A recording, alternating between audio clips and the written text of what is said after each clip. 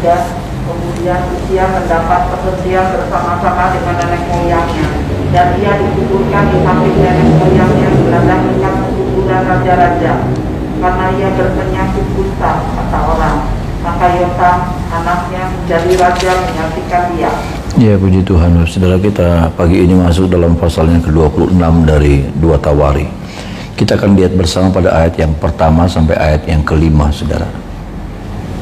Atau kita baca ayat yang ketiga saja sampai ayat yang kelima. Ayat yang ketiga sampai ayat yang kelima. Sama-sama kita baca ayat yang ketiga sampai 5. 1, 2, 3.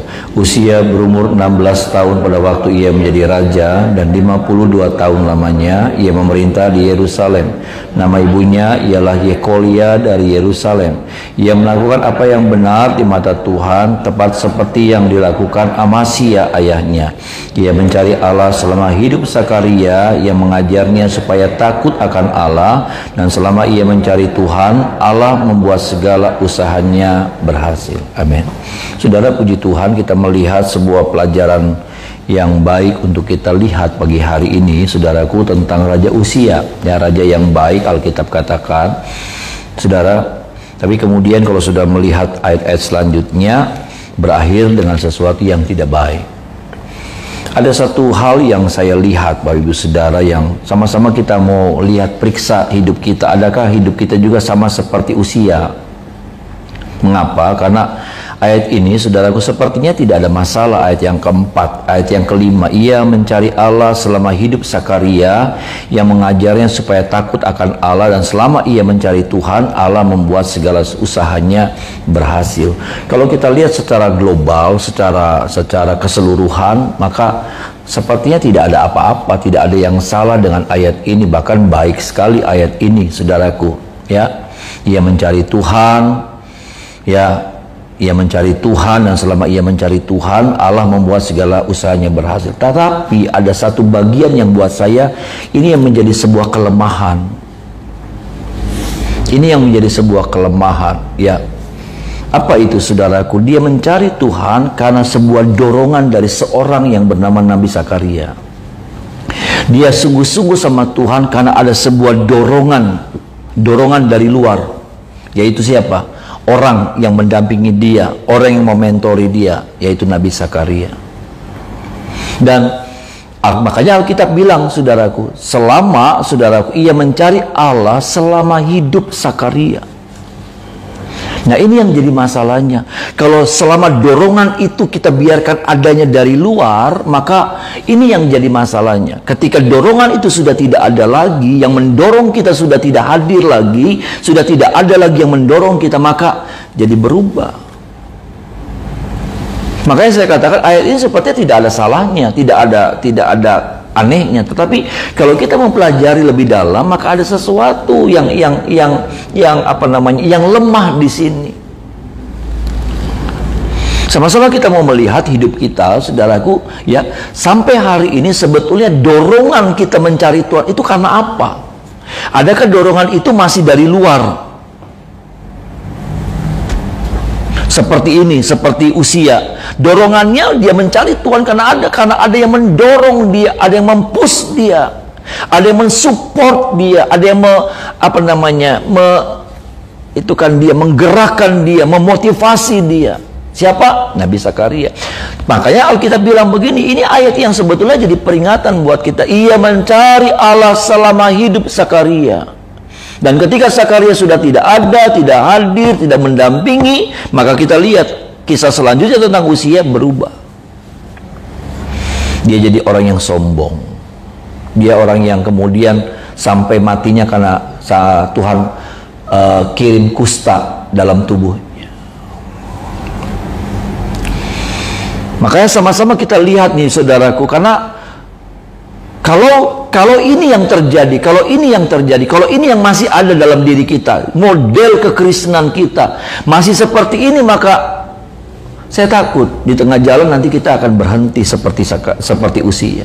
Nanti di tengah jalan kita akan berubah. Ketika dorongan itu sudah tidak ada lagi, maka kita juga akan berubah. Yuk sama-sama kita lihat dorongan yang ada pada kita. Ada yang mendorong kita, ada yang menggerakkan kita, ada yang menggerakkan kita. Tetapi pertanyaannya siapa? Siapa? Adakah masih dari luar itu? Apa itu yang dari luar? Orang-orang di sekitar kita. Bisa juga dorongan dari luar itu apa? Kebutuhan. Buat saya kebutuhan itu adalah dorongan dari luar. Harusnya dorongan itu dari dalam. Apa itu? Memang kita sudah cinta sama Tuhan. Ada amin, saudaraku. Dasarnya karena memang cinta kita sama Tuhan. Dasarnya adalah kebutuhan, bukan lagi tentang sesuatu yang eksternal, tetapi kebutuhan pribadi kita akan Tuhan.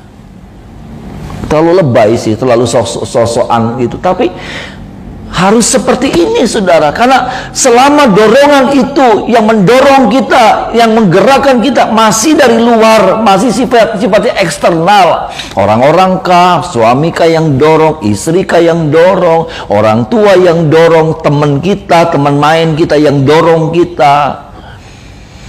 Maka nanti satu saat mereka udah nggak ada lagi. Atau mereka masih ada, tetapi mereka sudah nggak mendorong kita lagi. Dan bisa berubah iman kita. Atau apa, saudaraku? Dorongan itu adalah karena sebuah kebutuhan. Nanti ketika kebutuhan itu sudah terpenuhi, maka kebutuhan itu sudah tidak lagi mendorong kita untuk mencari Tuhan. Kebutuhan itu sudah tidak lagi menggerakkan kita. Selama ini apa? Kebutuhan itu menggerakkan kita untuk mencari berdoa, saudaraku, ibadah, saudara. Kenapa? Karena kebutuhan kita, saudaraku, menggerakkan kita. Tapi nanti satu saat, saudaraku, kebutuhan itu sudah tidak ada lagi. Kenapa? Sudah terpenuhi, sudah tercapai, sudah dalam genggaman.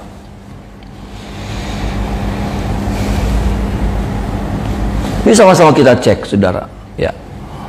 Sebelum kita menjalani hari-hari ke depan kita di tahun ini, sama-sama kita pastikan sampai hari ini yang menggerakkan kita tuh dari mana? Masihkah itu yang menggerakkan kita dari faktor luar hidup kita? Orang-orang di sekitar kita, masalah karena kita punya masalah. Karena kita punya masalah, maka masalah itu menggerakkan kita untuk kita mencari Tuhan. Karena kita ada sebuah kebutuhan, maka kebutuhan itu menggerakkan kita untuk mencari Tuhan. Belum sampai di dalam, sampai di hati. Bahwa hidup kita, hati kita bilang, saya butuh Tuhan bukan karena apa-apa, tapi karena memang saya butuh Tuhan secara pribadi saya.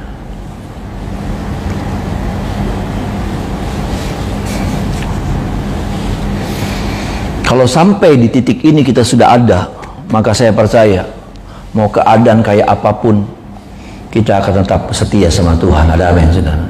Tapi kalau selama yang mendorong, yang menggerakkan kita bukan hati kita, bukan kebutuhan kita tentang pribadi Tuhan, maka nanti, saudara, ya, orang-orang akan sudah nggak ada lagi, ya. Kebutuhan, saudaraku, kebutuhan akan terpenuhi.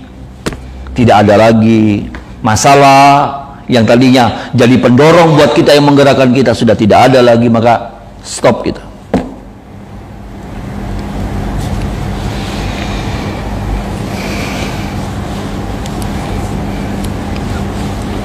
Dan kita akan seperti Uzia. Selama ada Nabi Zakaria, dia mencari Tuhan. Tapi ketika Nabi Zakaria sudah tidak ada, maka berubah. Ini serius loh, saudara. Ini masalah serius yang harus jadi sebuah harus jadi menyadarkan kita tentang hal yang serius ini. Adakah kita ada di titik ini? Masih ada di titik ini? Ya. Kita setia, tapi urusannya masih karena ada orang yang dorong, masih ada orang yang ajak-ajak, ayo.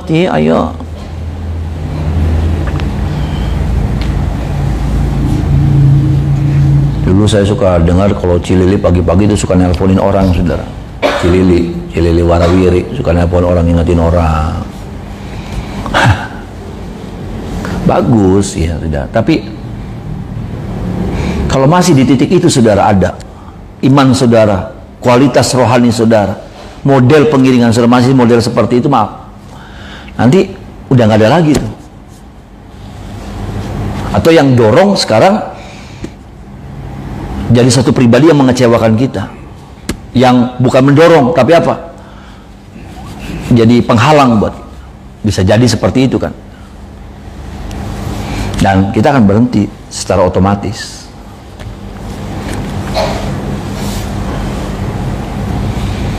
Bahwa keselamatan kita ini urusan kita pribadi dengan Tuhan. Ada amin, saudara? Nggak ada urusan sama orang lain. Saya sering kali bilang, saudara diberkati juga karena urusan saudara dengan Tuhan beres, bukan karena orang lain. Nggak ada bagian, ada bagian, tapi sedikit sekali bagian saya sebagai hamba Tuhan mendoakan saudara. Ada bagian saya, tapi sedikit sekali. Ada bagian saya doain, tapi bagiannya sedikit sekali. Tapi bagian yang besar itu adalah apa? Urusan saudara pribadi dengan Tuhan. Yang membuat hidup saudara diberkati atau tidak diberkati, ditolong atau tidak ditolong.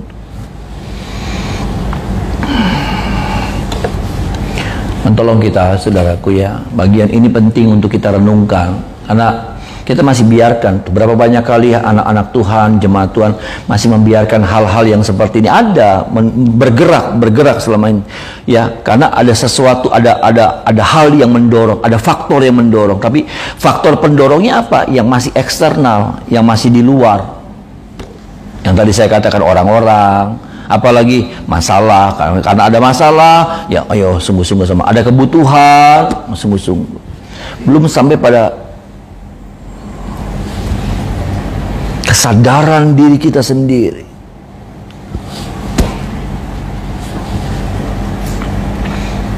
Kebutuhan, karena memang kita butuh Tuhan, bukan karena kita butuh tangannya Tuhan, bukan karena kita butuh mujizatnya Tuhan, bukan karena kita butuh pertolongannya Tuhan, tapi kita butuh pribadinya Tuhan. Bisa bilang amin, saudara?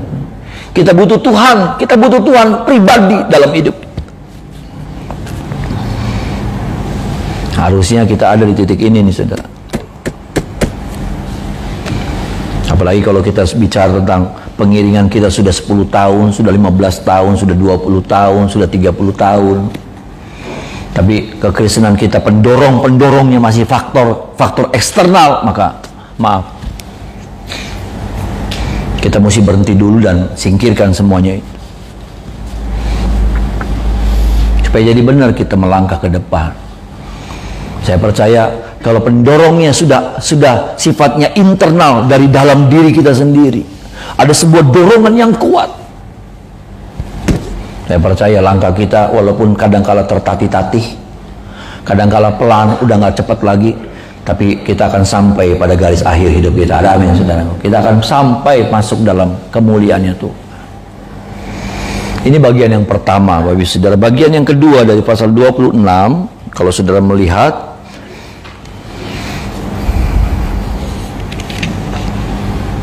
ayat yang ke-16.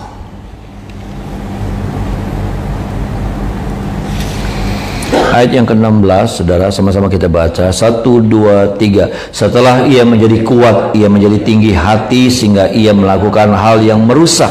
Ia berubah setia kepada Tuhan Allahnya dan memasuki bait Tuhan untuk membakar ukupan di atas mezbah pembakaran ukupan. Ini, saudara, ya, saya mau bilang begini. Kekristenan, masalah dalam kekristenan, saudaraku, masalah dalam kehidupan orang percaya, ya, bukan nggak bisa melayani, bukan. Masalah terbesar dalam kekristenan bukan orang itu nggak ibadah, bukan. Masalah dalam kekristenan bukan orang itu nggak berkorban, bukan. Ya, masalah kekristenan bukan orang itu ya macam-macam. Kadang-kadang kita melihat ini masalahnya di sini, masalahnya di situ. Bukan. Masalahnya adalah apa? Masalah terbesar dalam kekristenan adalah nggak konsisten, saudara. Sama-sama bilang sama saya, konsisten, saudara. Masalah kekristenan yang terbesar adalah nggak konsisten. Itu. Masalah kekristenan bukan nggak melayani, bukan nggak bisa melayani. Tapi masalah kekristenan, masalah terbesar dalam kekristenan adalah nggak konsisten. Ibadah, tapi masalahnya konsisten nggak? Melayani, tapi konsisten nggak? Maksudnya dikerjakan secara terus menerus enggak? Masalah kekristenan ini, saudara, sama seperti usia tadi kita lihat. Ketika dia sudah menjadi kuat, merasa kuat, dia jadi tinggi hati dan berubah. Kita akan mengalami keadaan-keadaan yang seperti ini. Apa itu, saudara? Keadaan yang berubah. Berubah, maksudnya gini loh, saudara. Berubah, bukan cuma kita yang berubah. Orang, sikap orang sama kita berubah. Sikap orang sama sikap saya sama saudara bisa berubah. Dan itu punya dampak. Ya. Orang yang tadinya baik-baik, orang yang tadinya bagus-bagus sama kita, lalu kemudian sikapnya berubah. Apalagi kalau itu bicara tentang apa ya? Orang-orang yang kita anggap orang-orang yang jadi panutan buat kita. Berubah. Nggak gampang. Keadaan berubah. Yang dialami oleh usia, keadaan berubah. Dia semakin merasa kuat. Orang semakin mengagung-agungkan dia.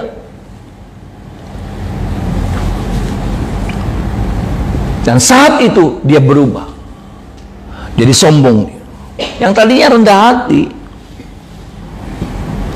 Makanya saya katakan, masalah terbesar dalam kekristenan adalah konsisten. Melayani mah bisa, sudah diajar, bisa. Kemarin saya bicara di pelayan-pelayan Tuhan yang baru, ya sudah ada banyak, 50 atau 60 orang tuh pelayan-pelayan Tuhan yang baru.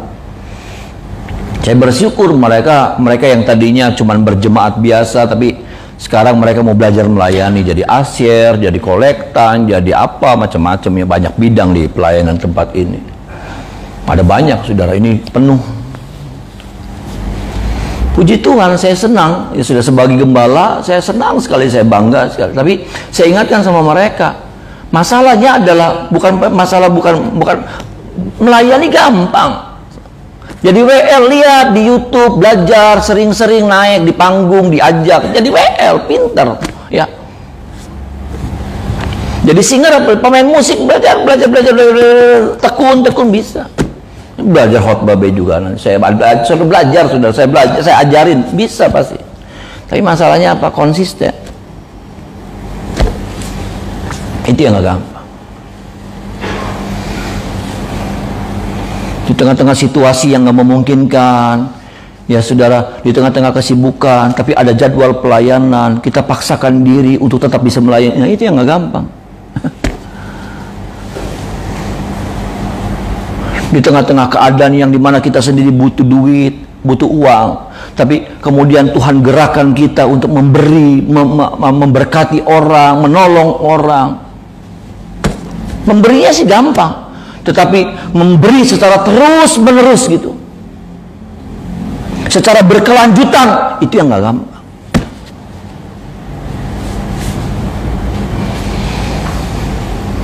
Kadang-kadang kita cuma berpikirnya, saya sudah. Masalahnya, pertanyaan bukan saya sudah atau belum, tapi mau sampai kapan saudara kerjakan itu. Kalau saudara memberi, mau sampai kapan saudara memberi? Kalau saudara mau melayani, mau sampai kapan saudara mau melayani?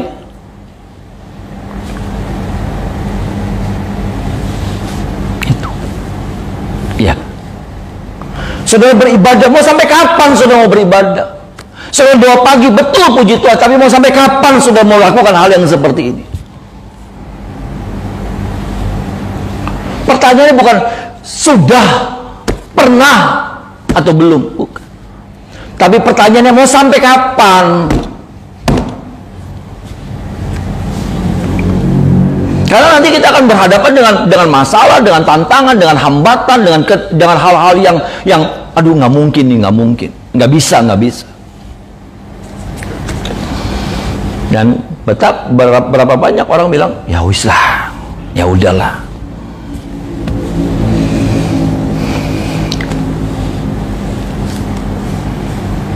Nggak ibadah, ya nanti minggu depan juga ada. Nggak pelayanan, nah nanti jadwal yang lain juga berikutnya juga ada. Ngegampangin. Nanti akhirnya tanpa kita sadar, yang seperti itu mulai membentuk terbentuk karakter kita, ngegampangin. Saya belajar dari papa saya, saudara. Ya, papa nggak tahu waktu sudah udah umur udah mulai masuk di 70, ya 70, hampir 70 juga. Papa suka diserang sama kaki itu, saudara. Kaki papa bengkak. Ya, apakah asam urat? Karena papa nggak mau ke dokter sih, saudara. Ya, papa nggak mau diperiksa sama dokter apa nggak? Papa kakinya bengkak sampai kadangkala waktu pentabisan gereja saja kakinya lagi bengkak. Pakai sendal, bayangkan sudah datang pakai sendal, katanya rematik, nggak ngerti. Zaman dulu kan orang selalu ngomong rematik ya saudara. Orang-orang tua kalau kaki bengkak rematik, padahal sih asam urat mungkin apa ya saudara. Tapi yang saya lihat bukan cuma tentang pentabisan, tapi setiap kali kalau papa itu yang saya belajar ya saudara. Nanti kaki lagi bengkak nih, tapi kaki lagi bengkak, pakai sendal ke gereja, pakai sendal khotbah di depan. Pakai sendal. Kondisi lagi apa namanya, kondisi lagi lemah gitu. Sampai nanti kalau sudah habis ibadah, dulu kan ibadah kita cuma satu kali. Dulu tuh saudara, ibadah cuma sore. Ibadah cuma satu kali saudara. Itu aja ibadah satu kali. Nanti kadang-kadang kalau lagi pulang, karena saya yang nyetirin papa ya saudara. Ayo Pol, cepat Pol, papa so capek katanya. Papa so capek, lelah sekali. Tapi ya dipaksain gitu datang, di ibadahnya datang, melayani. Kan dulu kan nggak ada tamu-tamuan. Saya belajar di situ tentang satu sikap, satu sifat yang karakter yang belajar konsisten gitu.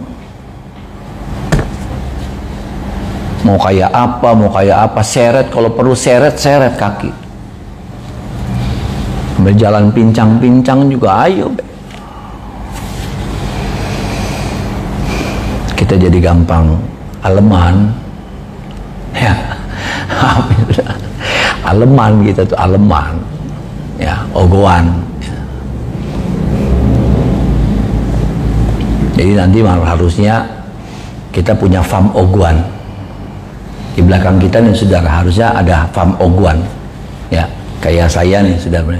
Saudara ganti aja famnya fam oguan ya. Saya bukan Masih lagi, Paul Daniel Masih, tapi Paul Daniel Oguan ya saudara. Sama saudara juga, jangan ketawain saya, saudara juga ya.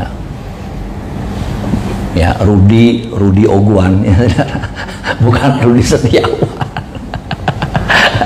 Kenapa? Karena karakter itu tuh saudara, aduh, kurang ajar. Karakter itu tuh kurang ajar, bikin kita jadi seringkali lemah, ogoan, apa namanya, manja, aleman. Ada sedikit stop, ada sedikit berhenti. Dan sedangkan hidup kita akan mengalami yang namanya perubahan demi perubahan. Ada perubahan-perubahan yang kecil, tapi ada perubahan-perubahan yang drastis. Ada perubahan-perubahan yang lamban sifatnya berubahnya, tapi ada perubahan-perubahan yang cepat sekali. Hitungan jam sudah pelak sampai melongo. Satu perubahan yang kalau dari yang buruk jadi baik sih enak, tapi kadang-kadang kan perubahannya dari baik sekali jadi buruk sekali. Sampai ngomong nggak bisa, merespon nggak bisa, kaget, syok kita.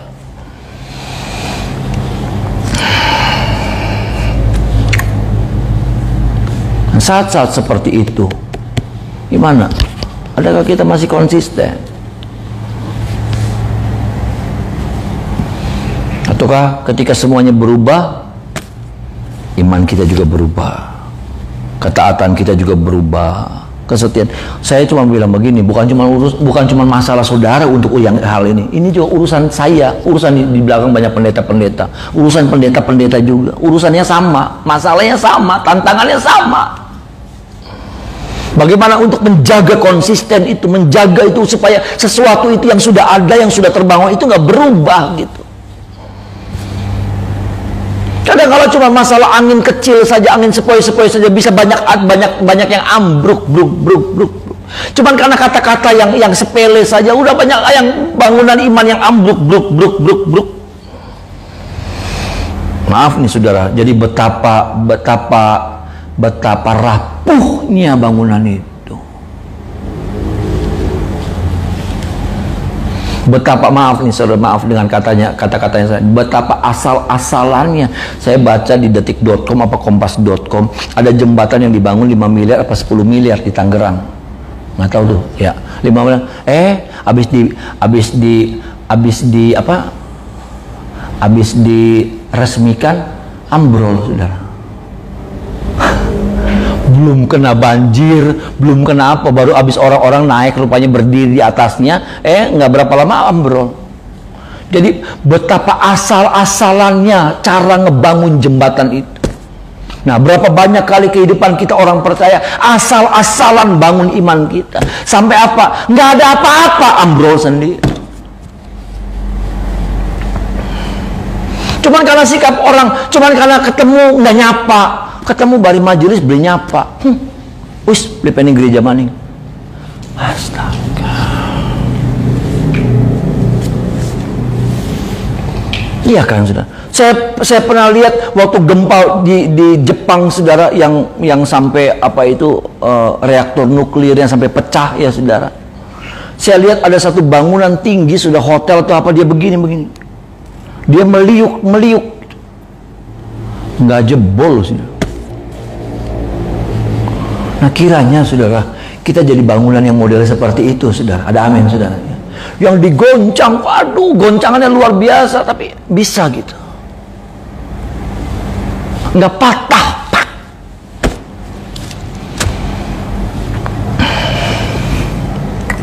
Bukan cuma goncangan masalah hidup, tapi keberkatan. Itu yang jadi masalah juga buat. Masalah daripada usia bukan masalah, tapi apa? Diberkati. Orang yang tidak percaya sekarang mengagung-agungkan dia. Orang yang tadinya melihat dengan sebelah mata sekarang, aduh, kagum dengan tatapan yang kagum. Tatapan yang, aduh, memuja. Patah. Masalah kekristenan bukan cuma tentang masalah pergumulan hidup. Sakit penyakit, saudara, kegagalan, doa yang tidak dijawab. Tapi masalah kekristenan adalah juga sebaliknya. Ketika doa saudara dijawab, ketika impian saudara sudah tercapai dalam genggaman tangan, ketika saya dan saudara sudah jadi hamba Tuhan yang dipakai luar biasa sama Tuhan, ketika ada kepercayaan Tuhan yang Tuhan berikan terus jeblak gitu.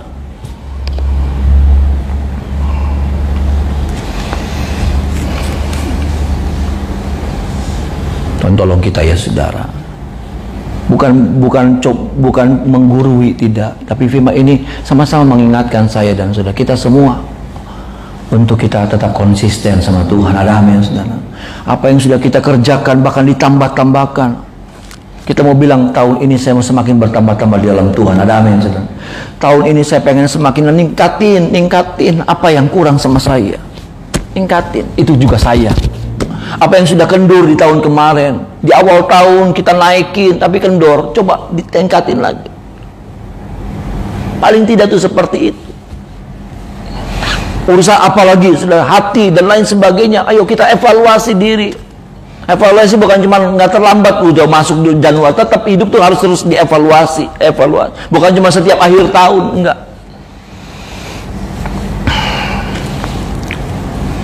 Supaya cepat perbaikan. Kalau kita evaluasi 1 tahun 1 kali, aduh, nanti yang rusak udah di bulan Februari, baru diperbaikinya baru sekarang.